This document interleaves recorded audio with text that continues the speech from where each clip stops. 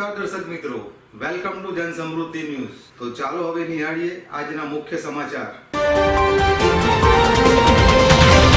નાગરિકોની સમસ્યાના નિવારણ માટે ગેરકાયદેસર દબાણ હટાવો ઝુંબેશ પાર્ટ 2।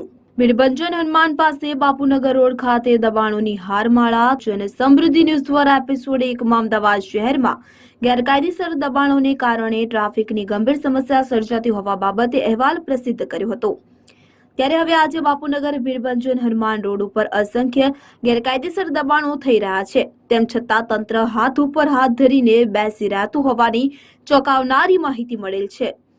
કહેવાય છે કે સ્થાનિક પ્રજાને આ જાહેર રોડ ઉપર ગેરકાયદેસર દબાણો દેખાય છે તો તંત્રને શા માટે નથી દેખાતા, એક વિચાર માંગી લે તેવી હકીકત સામે આવી છે। ખેર, તંત્રને ખબર ન હોય તો કંઈ નહીં, પરંતુ હવે આ જન સમૃદ્ધિ ન્યૂઝના માધ્યમથી તંત્રને જણાવી રહ્યા છે કે આ અહેવાલ પ્રસિદ્ધ થયેથી તાકીદે આ ગેરકાયદેસર મૂવેબલ દબાણો દૂર થાય તેવી જાગૃત પ્રજાની ઉગ્ર માંગ ઉઠવા પામી છે।